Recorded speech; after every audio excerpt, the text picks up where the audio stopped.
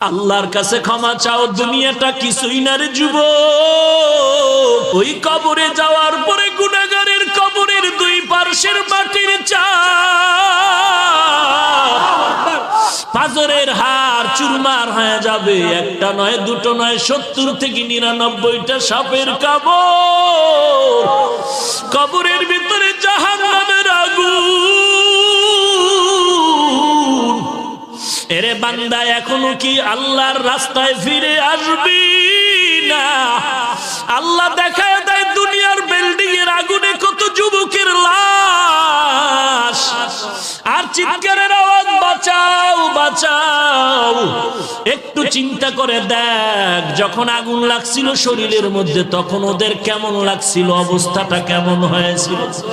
ওরা যখন আগুনের মধ্যে সবাই জানালা দিয়া হাত দিয়া কয়, কে আছো, আমাদের বাঁচাও।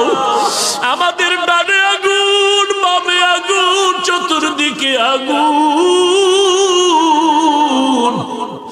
এই দুনিয়ার আগুন থেকে হাজার হাজার হাজার তাপের মাত্রার আগুন হবে জাহান্নামের আগুন। এরে যুবক, পায়ে হাত রেখে বলি, পাও দুইটা আগাইয়া দাও। আমি তোর পায়ে ধরে বলি, আর গুনাহ করিস না রে যুবক, আর গুনার পথে যাইও না। নামাজ পড়ো, পর্দা করো, মা বাবার খেদমত করো, আল্লাহ ওয়ালাদের দোয়া নিয়ে চলো। আল্লাহর কাছে ক্ষমা চাও, দুনিয়াটা কিছুই না রে যুবক। পায়ে হাত রেখে বলি, এই যে বন্যা হয়ে গেল কয়েকদিন আগে, কত মানুষ বন্যায় মরে গেল।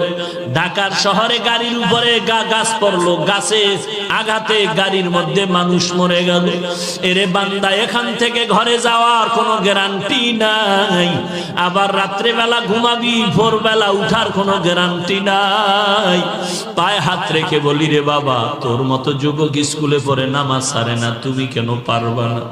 তোমার মতো যুবক চাকরি করে নামাজ ছাড়ে না, তুমি কেন পারবা না? কিসের বাহাদুরি করো? কিছুই না। পায়ে হাত রেখে বলি, তওবা করে নাও, চোখের পানি ছেড়ে আল্লাহর কাছে ক্ষমা চাও, আর বলো, আল্লাহ, এই ময়দানে আমার মতো গুনাহগার কেউ নাই, তুমি মাফ করে দাও।